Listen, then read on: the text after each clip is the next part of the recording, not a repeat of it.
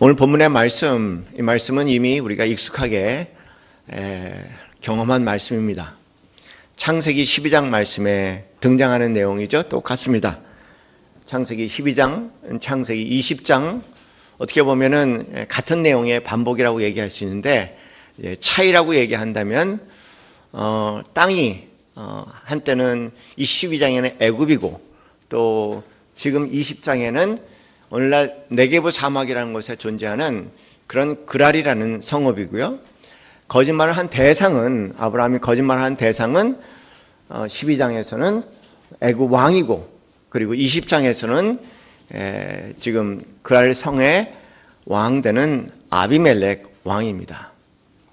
그리고 거짓말한 내용도 똑같고요.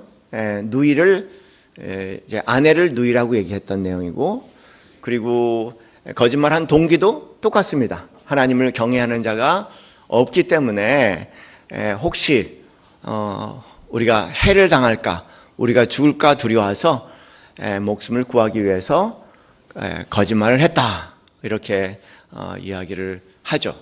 12장과 20장의 차이를 얘기한다면 매우 큰 차이라고 얘기한다면 20년의 어간이 있었다는 거.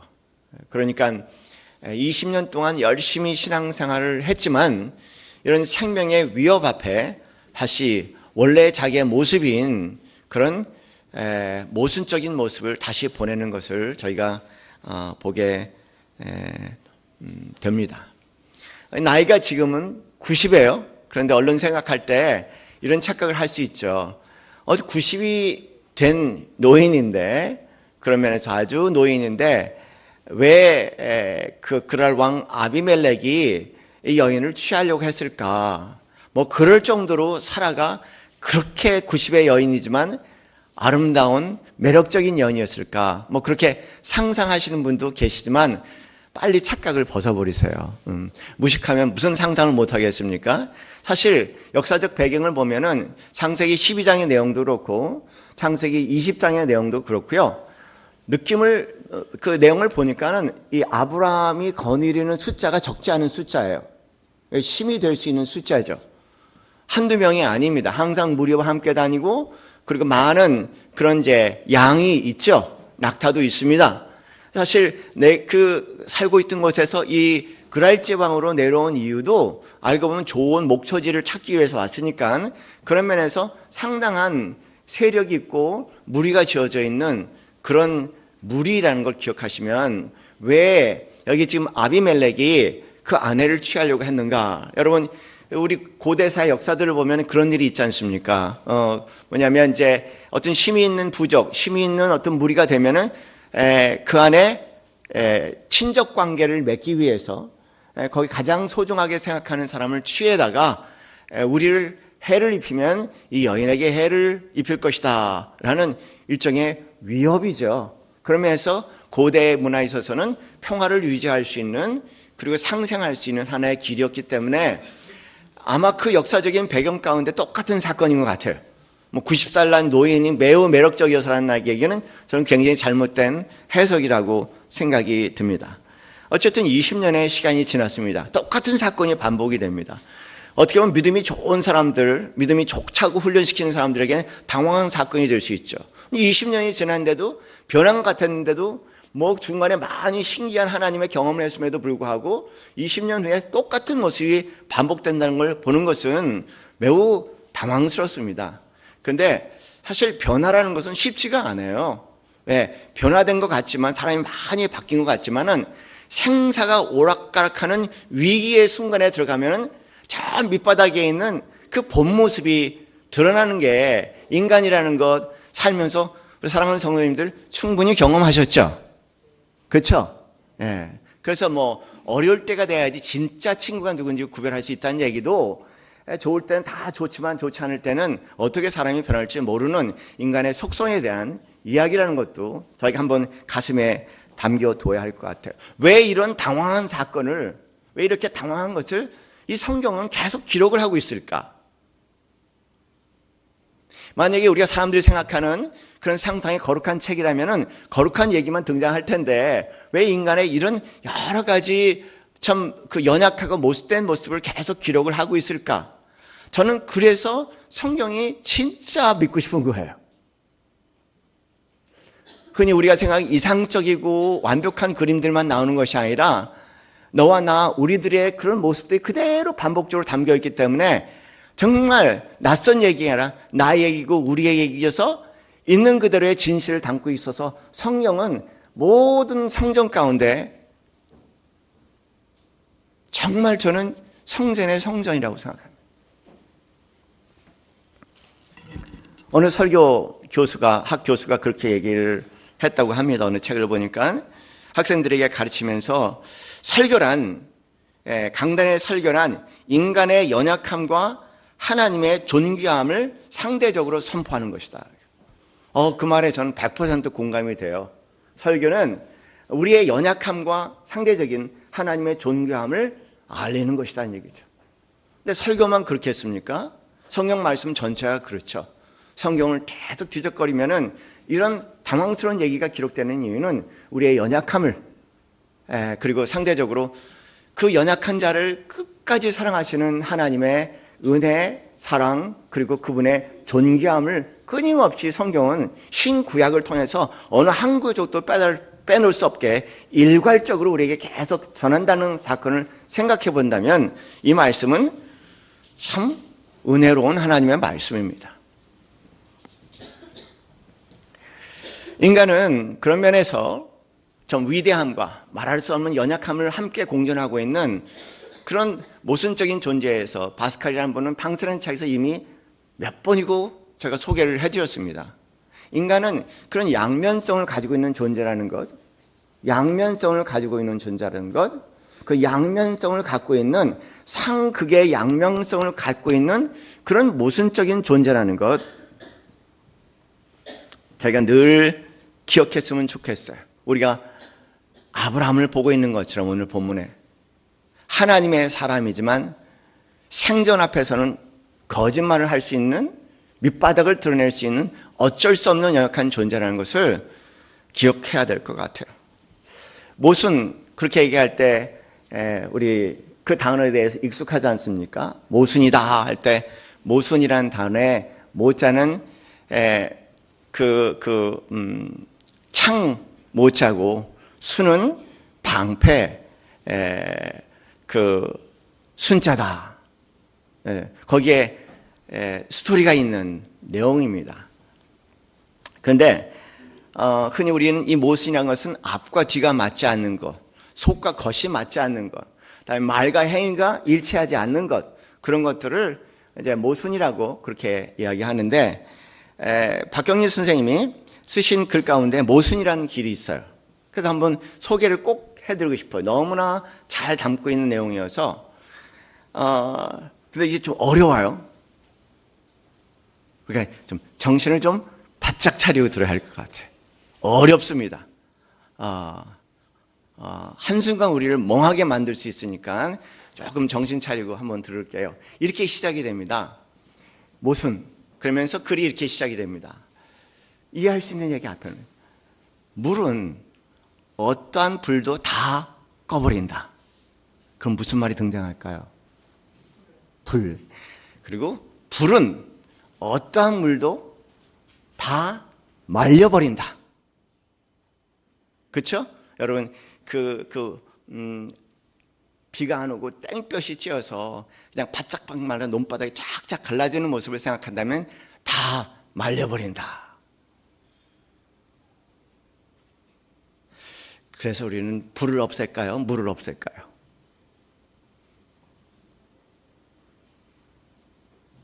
마음에 들지 않는다고 불을 없앨까요? 물을 없앨까요? 대답하세요.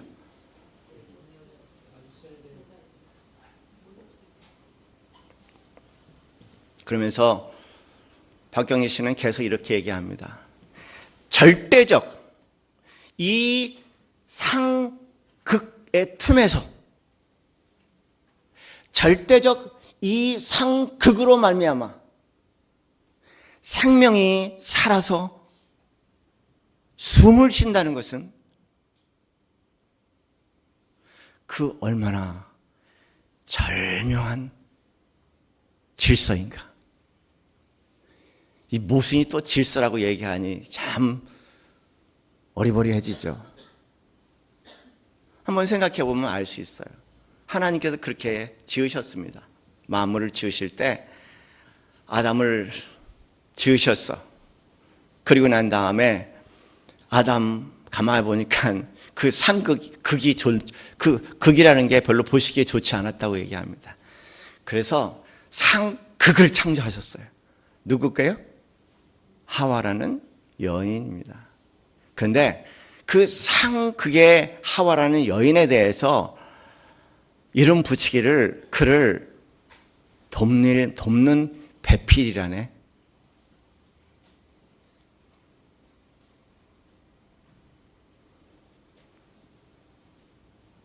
그리고 생명은 그 상극의 모순 틈에서 그 모순으로 말미암아 생명이 탄생해야 되고, 그리고 생명이 계속 이어지는 모순, 그 절묘한 질서.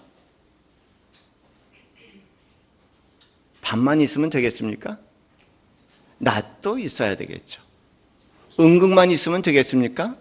양극도 있어야 되겠죠. 그 양극 사이의 절묘한 조화, 그것으로 인해서 생명의 현상은 계속 일어나고 있다는 겁니다. 나와 너, 인간과 하나님, 자연과 인간, 남자와 여자, 남편과 아내, 부모와 자식,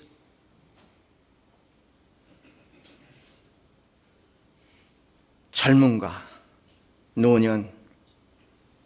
오늘 우리 찬송한데 찬송 가운데서는 기쁨과 평안, 슬픔과 괴로움과 평안, 슬픔과 기쁨, 괴로움과 즐거움, 지옥과 천국이라는 단어들이 오늘 찬송 안에도 계속 등장을 했어요.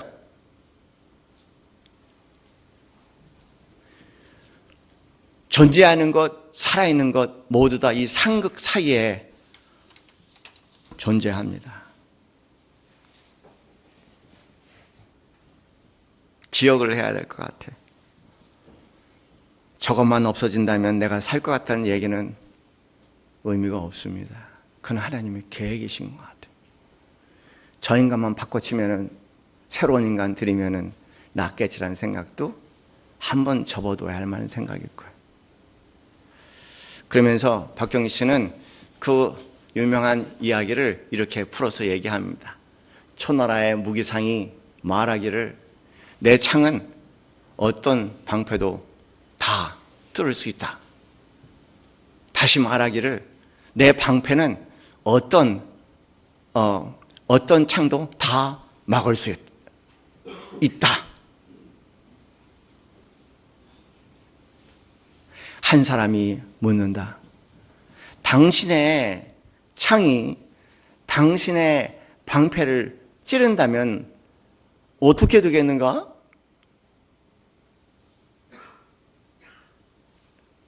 무기상의 대답은 없었다고 한다.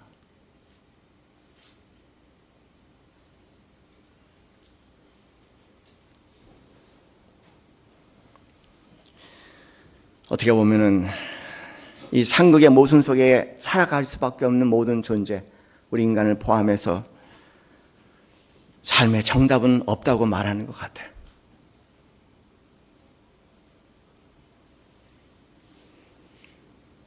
인간에게, 그 어떤 인간에게도, 그 어떠한 피조물에게도 정답은,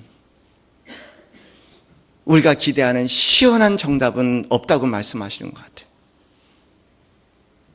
파란만장한 한국의 역사 가운데 좌판이 우판이 다 경험하면서 처절한 삶을 살아낸 이분의 결론은 그 누구에게도 답은 없는 것 같다고 이야기하는 것 같아요.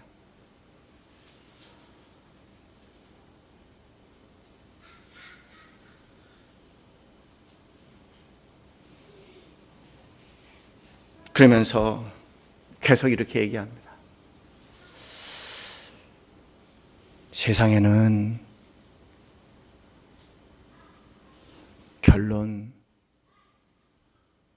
없다.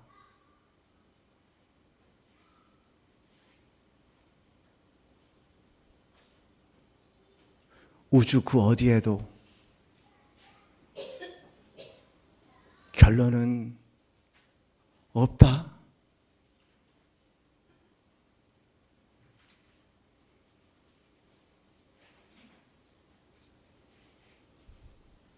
결론은, 만일 결론이 있다면 결론은 삼라만상의 끝을 의미하지. 죽어야지 결론이 있다는 거예요. 이 땅에 사는 동안 만물은 이 상극의 긴장 사이 속에서 존재한다고 얘기를 하죠. 그러니 살아있는 자들이요, 정답을 찾을 수 없는 자들이요, 지금 이 순간 결론이라고 말할 수 없는 자들이요, 당신은 살아있기 때문에 그런 고민을 하고 있다고 얘기를 해요. 거꾸로 얘기하면 살아있는 모든 자들이요, 우리는 살아있는 동안 이 상극의 긴장 속에서 살아내야 됩니다. 이렇게 권면하는 목소리 같아요.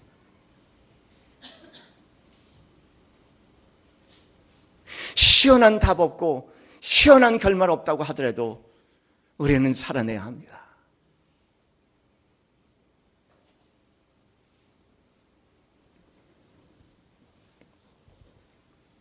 한 인간이 살아가면서 용감하다는 것은 결과적으로 이 상극을 포기하지 아니하고 믿음과 소망과 사랑 가운데 견뎌내는 그 용기, 그것만이 인간이 가질 수 있는 최고의 용기라고,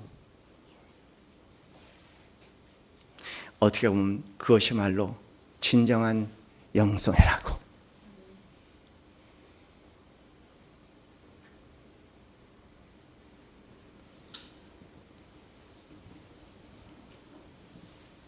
견뎌내는 것, 살아내는 것, 그리고 이 상극의 긴장 속에 살면서 끝까지 사랑해내는 것.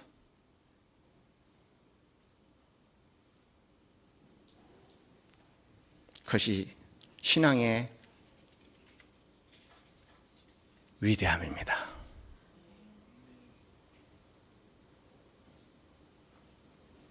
속아 살지 마세요.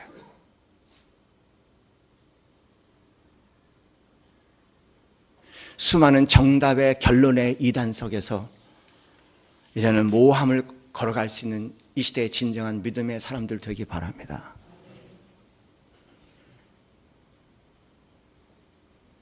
결론 내지 마세요. 결론 여러분이 내지 마세요.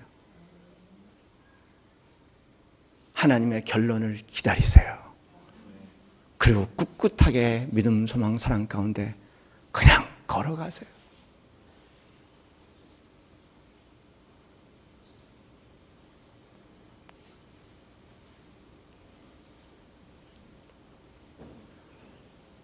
박경희 시인은, 작가는 마지막 연을 이렇게 마무리합니다.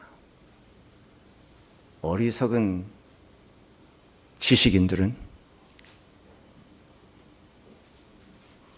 잘 들으라. 어리석은 지식인들은 어리석은 지식인들이 곧잘 논쟁에 끌어들이는 못은 그래. 어리석은 지식인들이 곧잘 논쟁에 끌어들이는 못은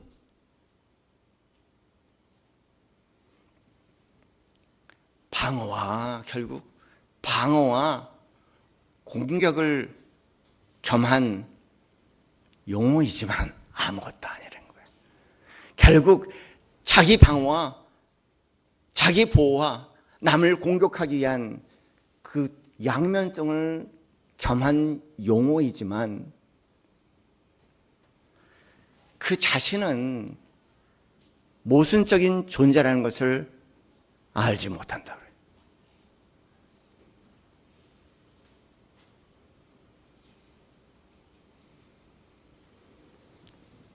영성이라는 것은, 위대한 신학이라는 것은 생각보다 간단하다고 생각해요. 자신이 어쩔 수 없는 모순적인 존재, 그리고 모호한 모순의 인생길을 믿음, 소망, 사랑을 가지고 끝까지 견디며 결론 내지 않고 걸어갈 수 있는 인생, 그것이 진정한 성경이 보여주는 믿음의 사람입니다.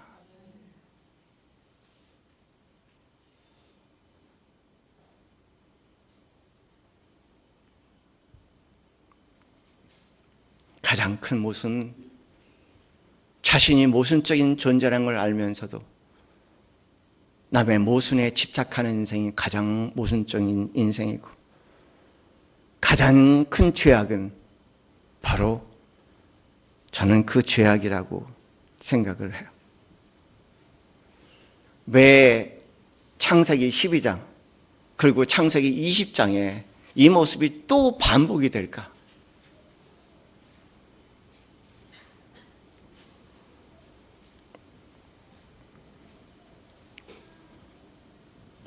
차라리 본인이 모순적인 존재라는 것을 알고 살아간다면, 가슴에 품고 살아간다면 거기에 진리가 있고 생명이 있을 거라는 모순의 역설이 여기에 존재합니다. 그러나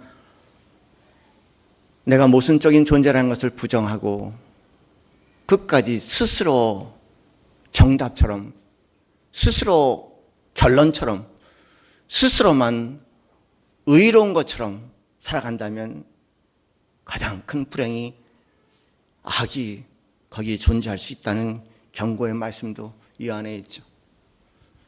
젊은 청년이 예수님께 와서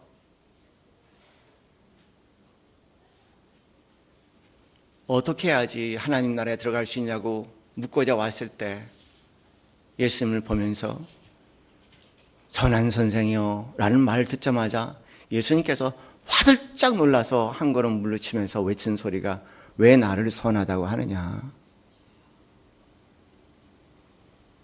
선하신 분은 오직 하나님 한 분뿐이라고 얘기했어요. 로마서 3장 10절 12절 말씀, 우리 이미 살펴본 말씀이죠. 한번 기억해 봤으면 좋겠어요. 기록된 바 의인은 없나니 하나도 없느니라. 깨닫는 자도 없고 우리 존재 자체가 모순적인 존재라는 것을 깨닫는 자도 없으니 하나님을 찾는 자도 없고,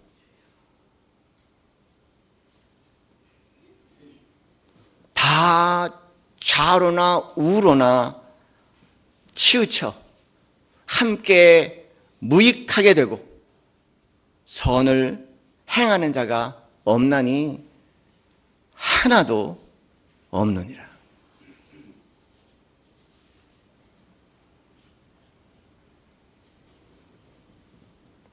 마가복음 14장 말씀을 보면은 예수님이 잡히시던 밤날을 기록을 하고 있죠. 한때 예수님을 열렬히 따랐던 가롯 유다가 그 예수를 팔기 위해서, 얼마나 모순입니까? 다른 사람이 아니야. 그 예수를 팔기 위해서 찾아왔어. 그러면서 예수를 찾으면서 한 그 입술의 말, 랍비, 나의 선생님이 어디 계시냐고 얘기를 해요. 그 입은 뭐고 그 속은 뭘까? 한번 생각해 봐야 할 것 같아요. 그날 밤 잡히셔서 끌려갈 때 그 소식을 들은 한 젊은 청년이 급하다 못해 옷을 입을 겨를도 없이 덮고 있던 헛 이불을 덮고는 그 예수의 뒤를 따르다가 너도 예수를 따르는 자냐? 너도 함께 가야 되지 않냐? 라는 위협을 느꼈는지 목숨 살고자 내 빼는 모습을 홀 이불을 던져버리고 벌거벗은 몸으로 도망갔다고 기록하죠. 예수님의 제자들 베드로 죽기까지 따르겠다고 얘기하지만 정작 자신의 목숨 안에서는 그를 3번이나 부인하는 아픔을 경험하게 됩니다. 사랑하는 성도님들, 우리가 모순이라고 깨달으면 차라리 낫겠지만 모순이라는 것을 모르면 더 큰 모순에 불행에 빠진다는 겁니다. 등장하는 이 성경의 모순적인 모습들을 바라보면서 모순적인 인간들의 군상을 바라보면서 비난하지 마시고 내 모습을 발견하며 더욱더 겸손하고 조용하게 자기 성찰적인 삶을 살아갈 수 있는 우리 남서울 예수교회 성도들이 되었으면 합니다.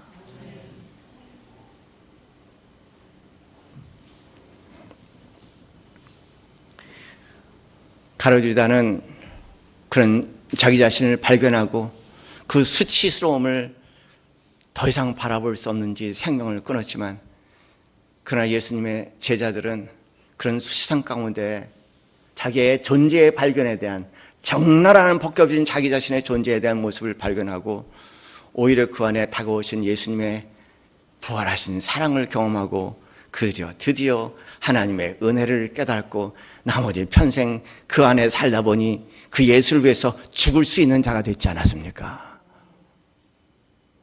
죽을 수 있는 힘은 내 의도 아니요, 내 답도 아니요, 내 의지도 아니요, 그분의 은혜만이 우리를 죽일 수 있게 합니다.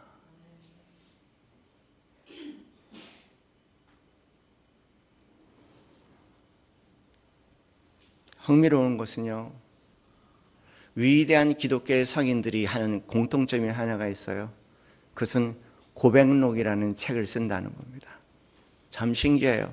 어느 종교에도 없어요. 불교에서 유명한 그런 스님이 참회록과 고백록이라는 것을 쓴 것을 제가 읽어본 적이 없어요. 근데 신기하게 기독교의 소위 위대한 성인들은 늘 고백록이라는 것을 밝히고 말아요.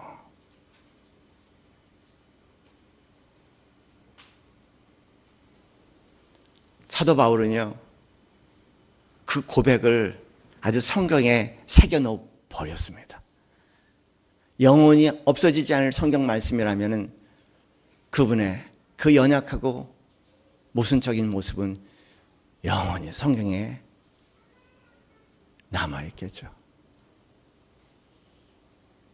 그를 우리는 성인이라고 이야기합니다. 우리가 살아가는 이유는 우리가 의로워서가 아니라 알고 보면 우리가 이제까지 살아왔던 비밀은 우리의 의로움이 아니라 이런 인간을 불쌍히 보시는 하나님의 어쩔 수 없는 모순적인 존재에 대한 긍휼하심으로 우리를 늘 바라보시는 예수님의 비심에 있는 거 아니겠습니까?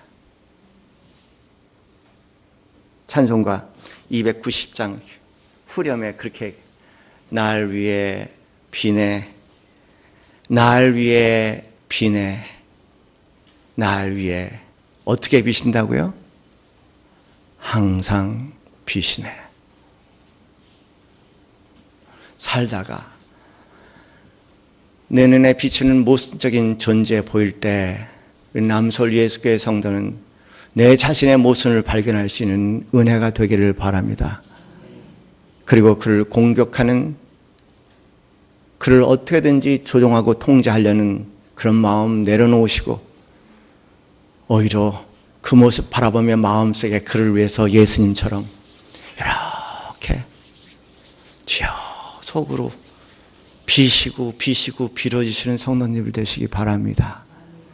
그 안에 하나님이 답도 주시고 결론도 내리시다 보면 너도 사는 길이요 나도 사는 길이라는 신묘한 그 길을 발견하실 겁니다. 그런 살아있는 증인들 되시기를 주님의 이름으로 축원합니다. 나의 연약함에 신음하지 마십시오. 나의 모순에 신음하지 마십시오.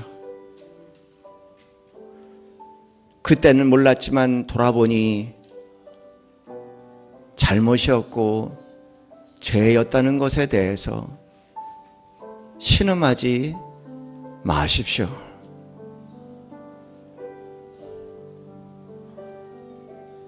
그것도 큰 은혜입니다. 깨닫는 자, 깨닫는 자, 깨닫는 자.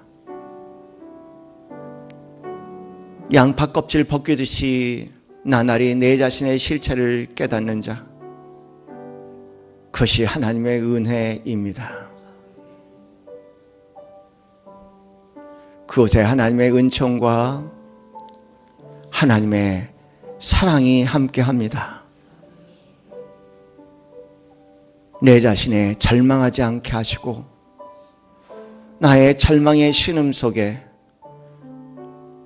하나님의 은총과 사랑, 그 안에 희망과 믿음으로 걸어가게 하옵소서. 할렐루야, 할렐루야.